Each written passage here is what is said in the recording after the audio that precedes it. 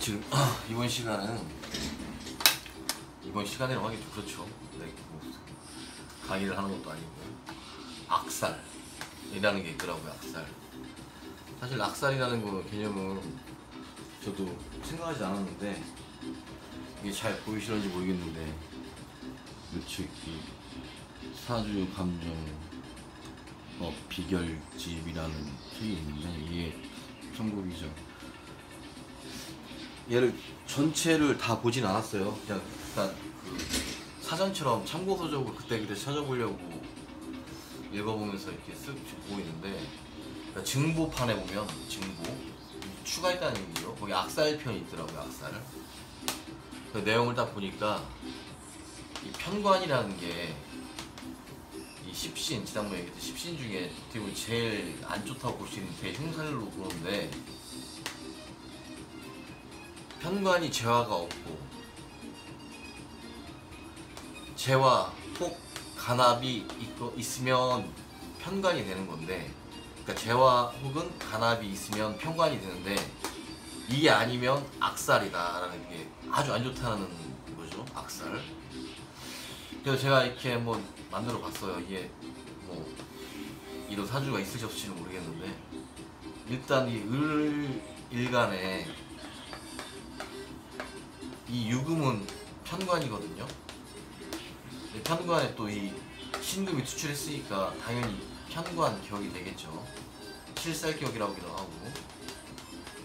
그런데 이때 이 신금이 재화를 한다는 얘기는 얘를 제압한다는 얘기고, 간합을 한다는 얘기는 이 신금이 아니라 여기가 만약에 병이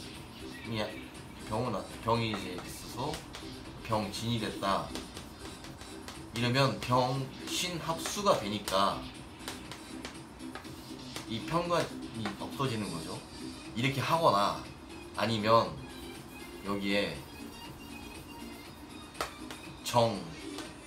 정묘라든지 뭐 이런 게 있어서 정화가 얘를 제압을 하거나 이런 게 없이 아까처럼 순수하게 뭐 기축이다 이러면 얘를 합하거나 제어해줄 수 있는 기운이 없는 거죠.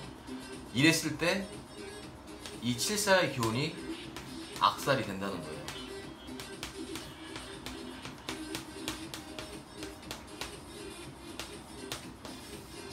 아주 좀 이렇게 보면 무서운 얘기죠.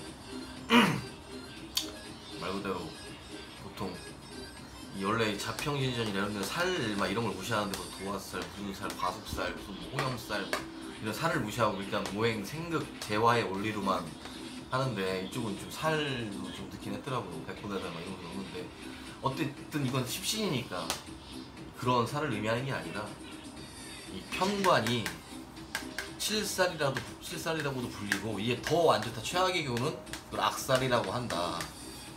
근데 악살의 개념은 아까 말 그대로 이 편관이 안 되는 것들, 간합을 하거나 이랬을 때는 이게 차라리 편관의 기운이 되는데, 이런 게 없으면 이건 악살이 된다는 거죠. 이 부분에 대해서 좀 얘기를 하고 싶어서 지금 찍고 있는데,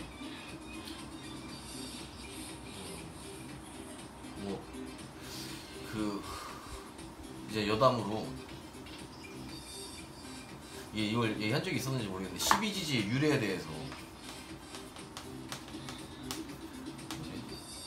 기원설?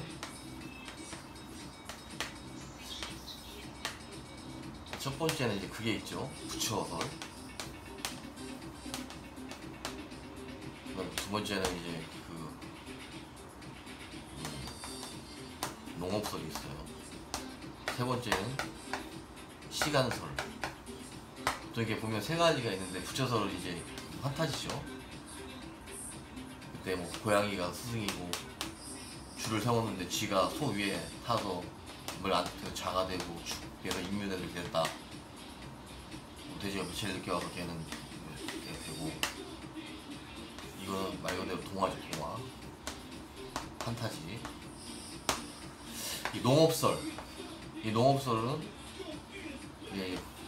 고대 이제 중국에서 흩뿌리기를 했겠죠. 흩뿌리기. 낚시해서 막 던졌어요. 그냥 땅에다가. 그랬을 때 이 새싹이 파파파 막 돋아나는 이게 이 쥐떼처럼 막 일어난다 해서 이 쥐를 잡고, 새싹이 이렇게 볼록 이게 떡잎이 나오는 게 우직하다 해서 얘를 축으로 잡고, 그 다음에 얘가 쥐가 갑자기 또르륵 나서 막 이파리가 이렇게 좀 나오는 걸 보고 화려하다 해서 이걸 범으로 잡고, 여기에 세 가지가 나오는 거를 묘로 잡고, 네, 여름에 이게 이제 쭉 자라는 것들. 얘가 이제 커져서 막 쭉쭉 자라는 거, 기둥이. 이걸 이제 진 잡고, 여기 가지가 이제 쭉쭉쭉 나오는 것들. 이거를 사. 뱀처럼 쭉쭉 나오는 거. 그 다음에 한이놈에 막 입이 무성해지는 거를 오로 잡았어요.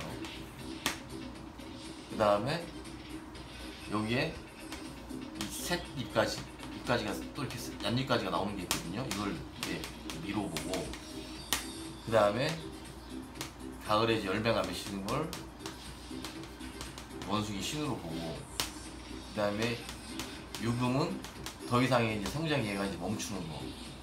어떻게 보면 이제 성장을 더 이상 얘를 겨울을 대비하기 위해서 성장을 끊는 역할을 하는 거죠. 그 다음에 술과 해는 얘가 이렇게 가지가 떨어지고, 마지막에 얘가 이제 겨울을 준비해서 자는 시간. 이런 설이 있어요. 말 그대로 이것도 그냥 옛날 고대 BC 한 2,3,000년 전 얘기죠.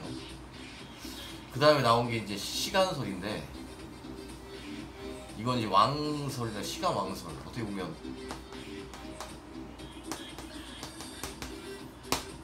제일 망할 때 11시부터 1시에는 쥐가 가장 먹이 활동을 하더라. 1시부터 3시는 소가 깨어나서 움직이더라. 3시에서 5시는 범이, 범이 이제 야간설이죠. 이때 얘가 먹이 활동하면서 활동하게 하더라. 그 다음에 5시부터 7시는 토끼가 뛰어다니면서 놀더라.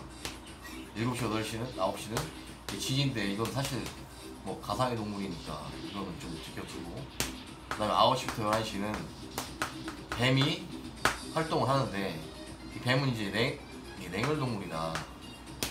돼지가 어느 정도 대패해졌을 때 얘가 이제 움직이기 시작한다는 거예요. 네, 이런 식으로 해서 이렇게 12가지를 낸 게 시간 소리죠. 이런 유래가는, 이제 이런 유래 자체는 이해를 돕기 위해서 한 설명인 거고, 실제적으로는 천문에서 나온 거죠. 황도, 적도 이렇게 있는데, 그러니까 태양이 가는 길, 그 다음에 지구로 봤을 때 달이 움직임, 적도, 달이 움직임, 황도, 백도 하고, 어쨌든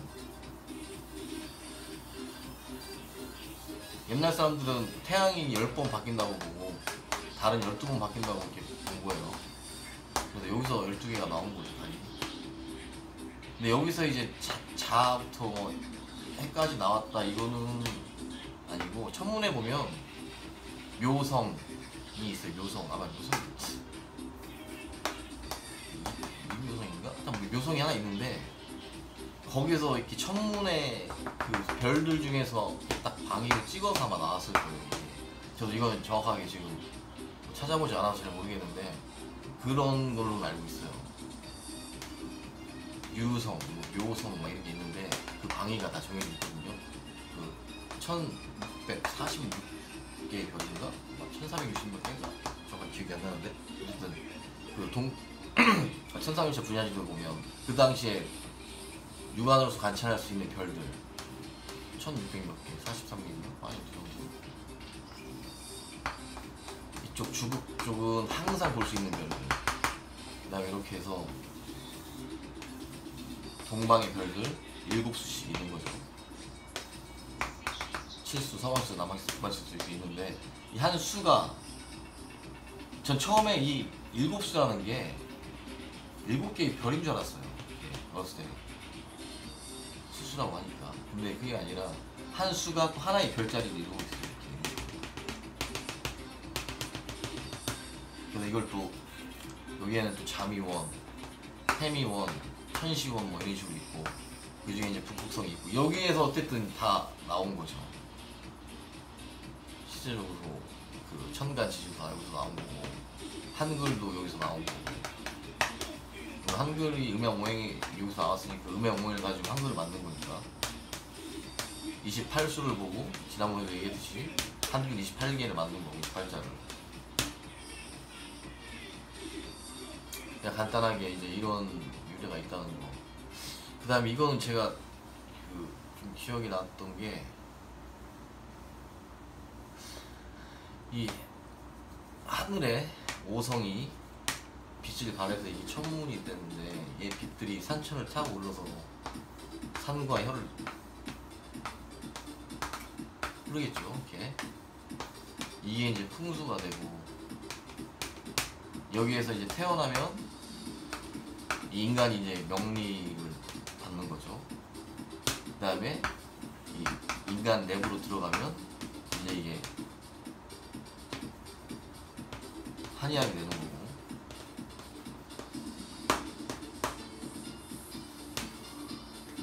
이게 원효가 이렇게 얘기했어. 그리고 이거는 사실 좀 더 알아봐야 되는데 어떤 분은 이런 얘기를 하더라고요. 이 산맥이 이렇게 형성되는 게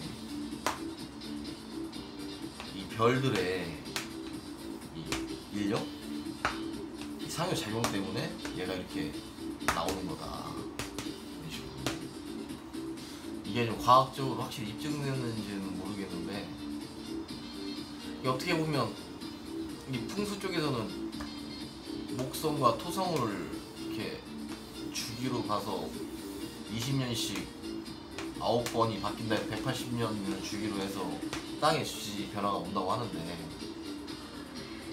사실 이건 과학적으로도 입증은 어느 정도 됐어요. 얘가 11.8년이고 얘가 20년인가? 20 정도 돼서 거의 아니다.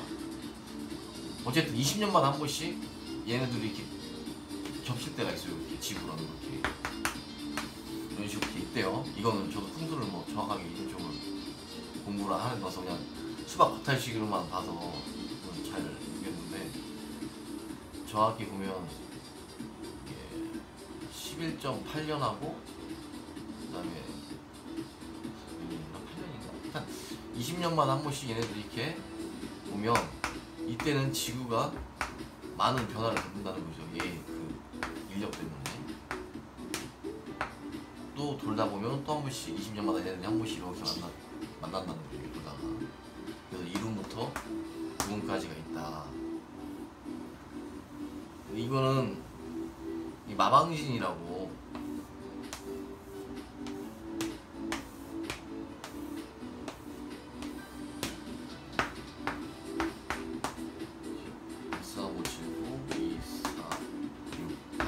이게 어느 쪽으로 더해도 15가 나오는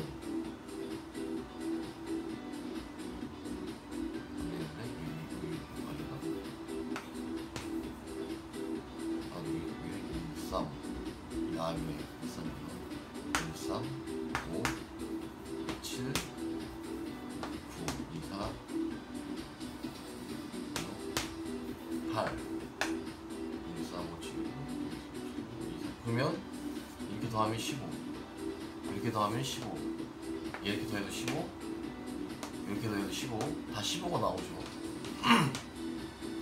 이때 이쪽이 북쪽이고 이쪽이 남쪽이에요. 그러면 이쪽이 이쪽이 동이면 이쪽이 동쪽이겠죠. 그럼 이쪽이 서쪽이 될 거고 원래 이게 좀 약간 뒤집어서 그렸어야 되는데 근데 이게 여기서 이제 풍수학자들이 주장하는 건 그거예요. 운이 1운부터 이제 9운까지 가고 또 이렇게 바뀌는데 8운 때는 기운이 이런 식으로 지금이 2023년까지가 이제 8운이라는데 거의 끝나가는 거죠. 8운이. 그러면 북동쪽 방향에 산이 있고 남서쪽 방향에 낮은 지대나 물이 흘러야 이쪽에가 기운을 받아 완기를 받아서 잘 된다. 이게 발복을 하고 웅성해진다는 그런 이론이래요. 제가 이제 이거 확인한 적은 없어서 잘 모르겠어요. 근데 뭐 어느 정도 일리가 있으니까 이런 게 나왔겠죠. 근데 중요한 건 앞으로죠.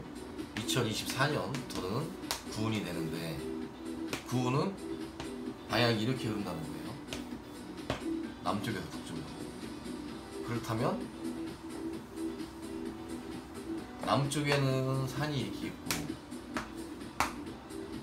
앞에는 물이나 낮은 지대가 형성된 곳에 이쪽 지역이 왕기를 받아서 발복을 한다, 좋아진다, 발전을 한다, 뭐 그런 의미예요. 대표적인 데가 이제 우리나라에도 몇 군데가 있죠. 그리고 뭐 군데군데 많이 있을 거예요. 천들이 하도 많으니까 뭐 우리나라는 뭐 이렇게 악사를 얘기하다가 여기까지 왔는데 그냥 뭐 재미로 봐도 되고 이거를 뭐 너무 이렇게 신봉하고 뭐 이렇게 하진 않지만 그냥 참고 정도는 했으면 어떨까 하는 생각을 했어요. 제가 얼마 전에 한국 구글에 대해서 간략하게 한 적이 있는데 그건 나중에 하고 어쨌든 오늘 여기까지 이런 게 있다. 악살이라는 게 결론을 이제 요점을 하자면 편관이라는 게 좋아지면 정관 역할을 할 수도 있지만 얘가 안 좋아지면 악살이 된다. 편관이 정관 역할을 하기 위해선 내가 엄청 강해야겠죠. 근데 내가 약한데 이 편관을 간합, 제화해주거나 합해서 그 기운을 빼주고 없다, 이런 게 없다, 간합이 없다, 제화가 없다, 그러면 그건 편관이 악살로 작용을 한다. 나를 심히 극하기 때문에 내가 강하면 상관이 없어요. 강해도 얘가 극하는 극을 관처럼 받을 수 있지만 내가 또 약한데 나를 심하게 진짜 극하면 몸이 아프거나 뭐 일이 잘 안 풀리거나 힘들겠죠.